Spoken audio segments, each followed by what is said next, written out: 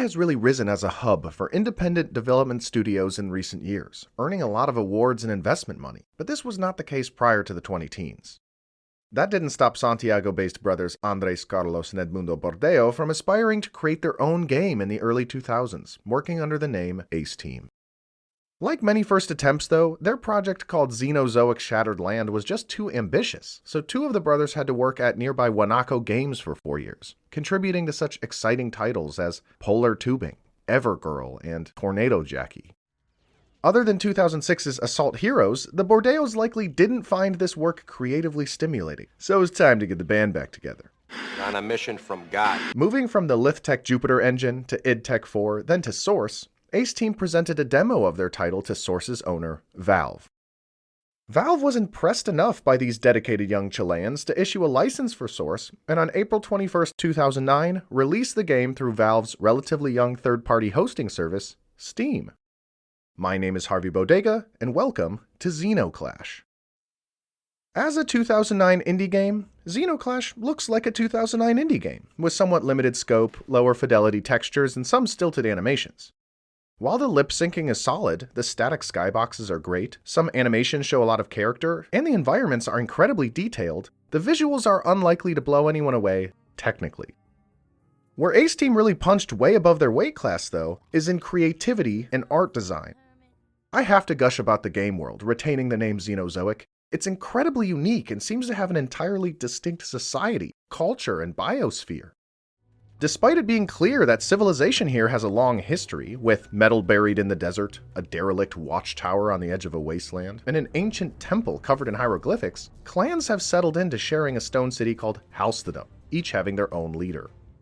Inhabited by humans, humanoid animals, and, creatures, we meet the Northern Gate Gang and Father Mother's family, but there are likely many more clans. Like, who does this guy belong to? I don't know, but I like his vibe. Everything seems to be constructed or crafted from stone, wood, hide, bone, or a little bit of metal, from the marrow-like stone architecture to the eclectic fashion.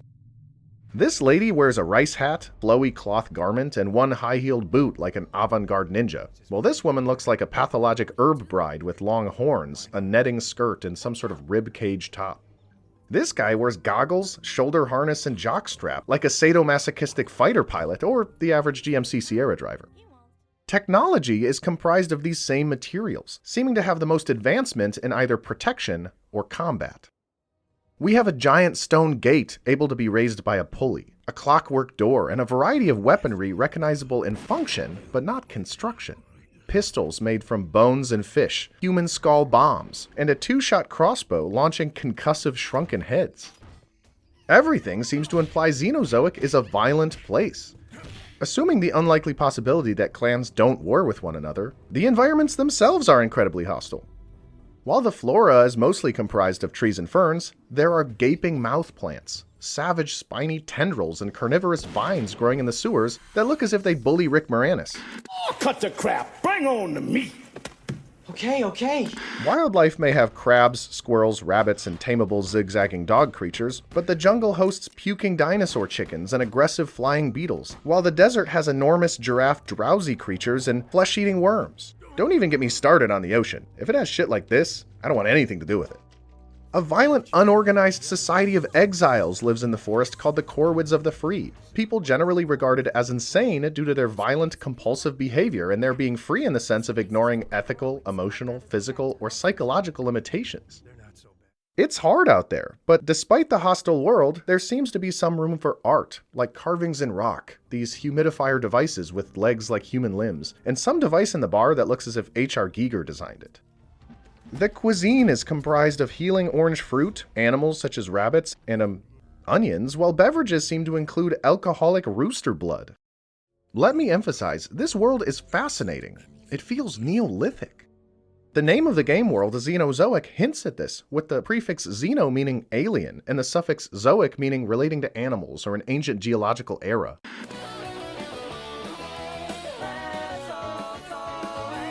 This design was inspired by one of the weirdest pairings I've ever seen. Hieronymus Bosch, the Dutch Renaissance painter best known for his grotesque and endlessly detailed depictions of hell, and John Blanche, known for his illustrations for Game Workshop's White Dwarf magazine and Warhammer properties. I've seen this style called stone punk, but these punk labels are getting out of control. We can't just add punk to things. Next we'll be calling Cultist Simulator Mystic Punk or Mundan Pencil Punk, and I just don't think I'm ready for that. It's Zeno Clash. It's its own thing. I'd sooner call it John Bosch or Hieronymus Blanche. I maced myself right there in the police station. So while the presentation looks like an indie game from 2009, Ace Team made up for that and more so with creativity, design, and attention to detail. Audio is more divisive than its visuals though. Despite standard combat noises being satisfying and a bit over the top,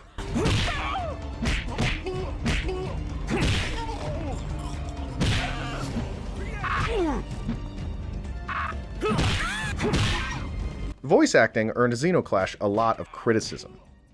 Gat's delivery is flat. Father, mother had many children, but we are not hundreds.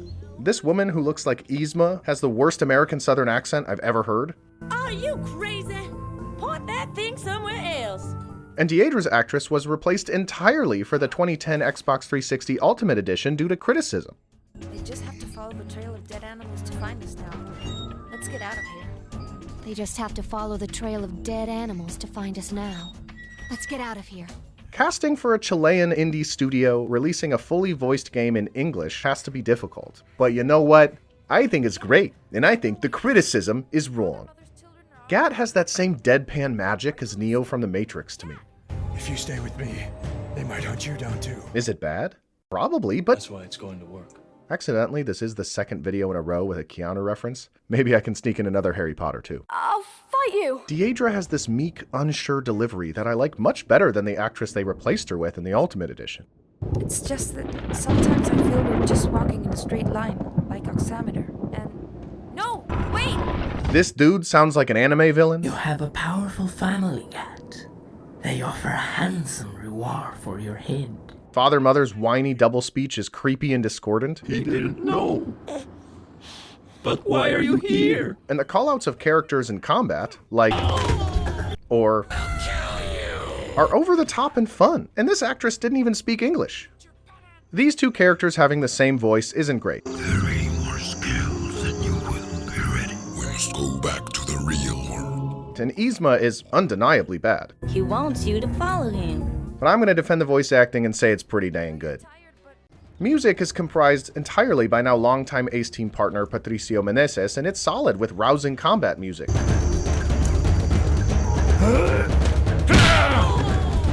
Stirring piano melodies,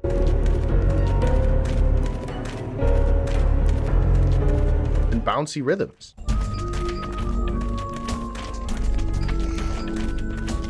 While it decreases in volume dynamically outside of combat or during dialogue, I still had to turn the music way down to hear what people are saying sometimes.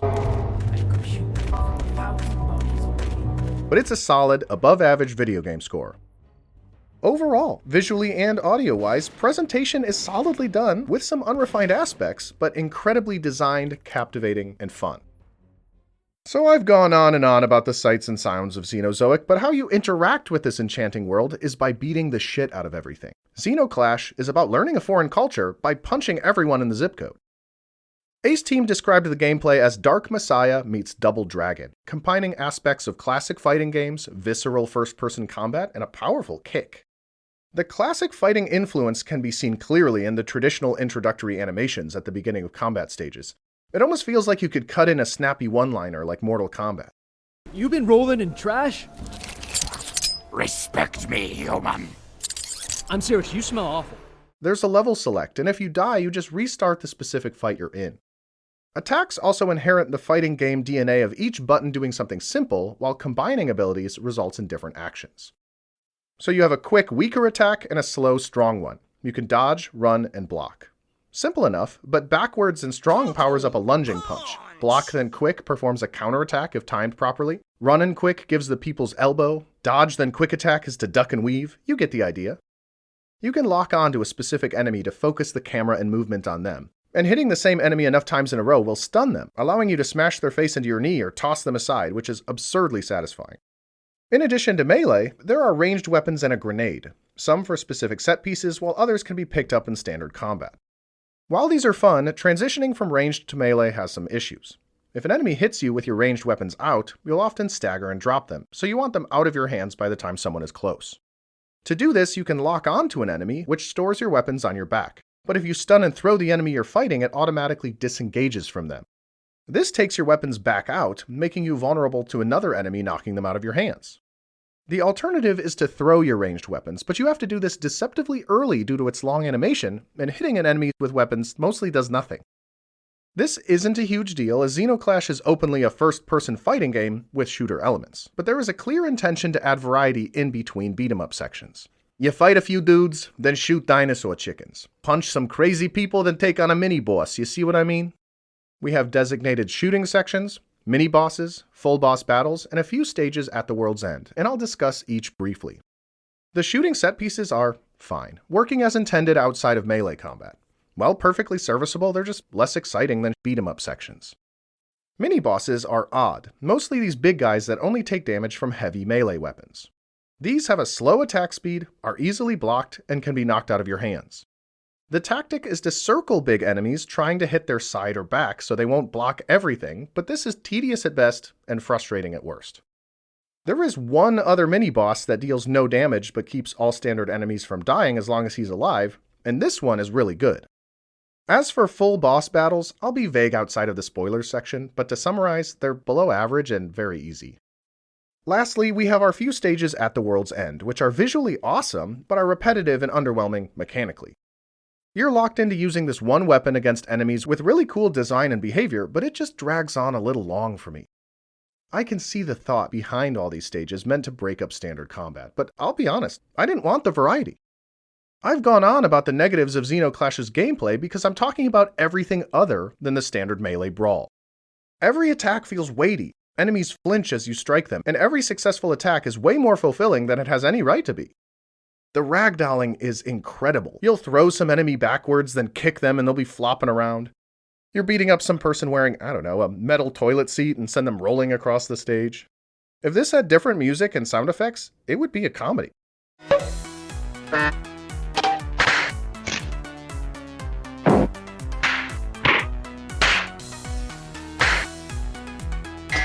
It is worth mentioning that there are some slowdowns and bugs at parts, but the only one with gameplay ramifications was occasionally the two-shot crossbow wouldn't fire the second shot.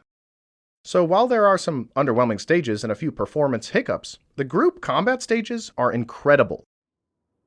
This brings us to the story, and oh boy, we're in for a ride. Our narrative kicks off with a blurry series of actions. It seems we're this Mad Max-looking guy named Gat who just killed this bird-like plague doctor creature. But that wasn't just any creature, though. This was Father-Mother, the biological parent of Gat and his dozens of siblings. Yes, you heard that right. This thing is Gat's biological mother and father in one. For reasons we don't yet know, Gat murders them and flees from his vengeful brothers and sisters into the wilderness with Deidre, a woman from Halstedom, but not Father-Mother's family. It's a bizarre, confusing start to a story, but from this point on, the plot is broken up into flashbacks leading up to killing Father-Mother, and what Gat and Deidre do now that they've been banished from their homes. I know this premise raises a lot of questions, but this is a great place to break for spoilers. I'll be walking through the plot beat by beat and covering the boss battles, but I had the opportunity to go into this game blind. Figuring out what the hell is going on is really worth experiencing on your own, so if you have any doubt at all, you can skip to the time on screen now to hear my finishing thoughts on Zeno Clash, which may help determine if you'd like to play the game yourself. Okay, time's up. I'll walk through the story chronologically for clarity's sake, but no, this isn't the way the game presents this information. What happens first is that Gat seems to ask Father-Mother questions, angering his parent enough to banish him from Halstedom. In Xenozoic, there doesn't seem to be another nearby city that Gat can flee to, so he's just out in the wilderness, confused as to why he's exiled. Dejected and angry, he seeks asylum amongst the Corwids of the Free. Corwids are essentially anti-civilizationalists whose compulsive behavior makes them unsuitable for civilized life. One of them was Erminia. Erminia peed on herself and starved to death anonymously. And that is what Erminia did. There was also Helm. Helm needed to be invisible, so he removed the eyes from anything that could see him. There was also Gabel. Gabel ate people, and that's just what he had to do. One Corwid, Metamok, neurotically teaches Gat everything he knows about combat, which doubles as our in-world tutorial. Turns out, Gat is pretty talented, but once he learns everything Metamok can teach him, the final step is beating him in a one-on-one fight. This is my favorite boss battle. I like Metamok. He's this mystically disturbed, Gumby-looking brawler with a weird leg and iconic hat, and the fight with him is a true challenge of the combat system. That said, all you can do is bring him to 1 health, then he launches into an unstoppable attack. With you pinned, he says you've learned everything he can teach you, and blows himself up. Yeah, this is what an exploded person looks like. So rejected by his family, banished from civilization, teacher blasted, and surrounded by people who scratch each other's eyes out, Gat decides he's had enough. Returning to Helstedom, he confronts Father-Mother on why he was banished. His parent rejects him, seeming afraid and surprised that Gat hasn't figured out some sort of secret. Curious, angry, and confused, Gat sneaks back into Helstedom that night via the world's shortest sewer section, spying on Father-Mother, and finally discovered what they've been hiding. The family finds and attacks him, so Gat fights his way to Father-Mother, imploring they tell their secret to the family. Instead, this results in a boss battle. Standing behind a pillar and shooting them in the legs makes this an unfortunately easy battle, but similarly to Metamok, when reaching an empty health bar, Father-Mother launches into an unstoppable attack and pins Gat to the ground. In response, cutscene Gat pulls out a skull bomb and detonates it in his hand, ostensibly killing Father-Mother as the opening cutscene to the game.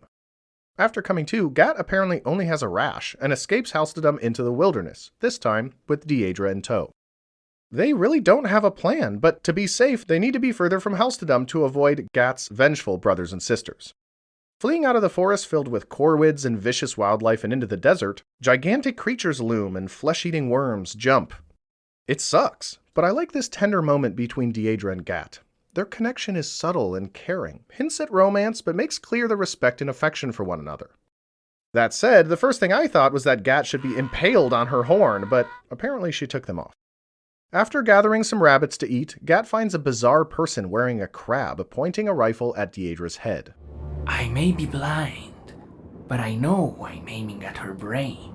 I may be visually challenged, but I can see you're lying. This is the Hunter, a bizarre blind pursuer hired by Gat's brothers and sisters to kill them both, but due to some sportsmanlike respect, spares Deidre and challenges Gat to a battle. It's an unconventionally designed boss battle. The Hunter stands on what is called a Mucolosaurus and throws squirrels strapped with bombs at you, but after standing still and shooting him a bunch of times, the beast throws him off and into the water. Realizing they're still unsafe, Deidre asks Gat what Father-Mother's secret is, but he won't tell her, and therefore the player out of some strange respect for Father-Mother. Not pushing it, the pair flee further to a place called the World's End, an ancient, haunted place. Fighting their way through pulsing, geologic-looking shadows with a magic scepter and powering up electricity using torches, Gat and Deidre free Golem, a powerful being that had been confined there. He knows everything about the two, Father-Mother's secret, has a magic Rubik's Cube, and offers to help them if they bring him back to Helstedom. Literally not having anything better to do, they agree, and Golem takes them on a gondola ride out of the World's End. Deidre asks Golem a bunch of questions, and we learn he was imprisoned by an advanced, extinct progenitor civilization and seems to be on the lawful side of the alignment chart, but we aren't sure if he's good, neutral, or evil. I don't obey those people. I obey their ideals. Making it back to the forest, Gat stumbles across his siblings, initiating a fun three-way fight between Gat, his family, and intervening corvids, all while Golem watches and Deidre collects firewood. Realizing the forest's danger, Golem advises they take a detour via the coast, where they come across a woman nursing a pig like a baby. This is a very strange interaction. She implies either her baby turned into a pig or was replaced by a pig, but seems totally fine with it. It took me a little time to get used to, but now everything's fine. Isn't that right, Gosney, my little boy? Golem tells Gat to remember this woman, and that they've been followed, so he should prepare for a fight down by the beach. It's our old friend, the Hunter, who confronts us from this gigantic beached sawtooth creature. This boss battle is the same as the desert, but upon defeating him, Gat returns to find Golem only for the Hunter to confront him again. That's right, second boss stage, this time a hand-to-hand fight. To make it interesting, I'll have to keep one hand behind my back. Who is this guy, Inigo Montoya? I am not offended. Looks like I'll have to take it seriously. Now you have no chance. This portion of the boss battle is narratively goofy, because the hunter waxes on about how powerful he is, but I beat him so easily I got an achievement for it. That said, like Metamok and Father Mother, the hunter eventually launches into an unstoppable cutscene attack, about to finish Gat off. At the last moment, Golem intervenes, easily defeating the hunter, but is scratched in the process, which somehow damages Gat and Deidre as well. Interesting, but unexplained. Finally, the trio make it back to Halstedum and fight their way in, discovering that Father Mother isn't dead, and Gat challenges his parent as the final boss battle. It's the same fight as earlier with less steps, and I think I was only hit once due to my own carelessness.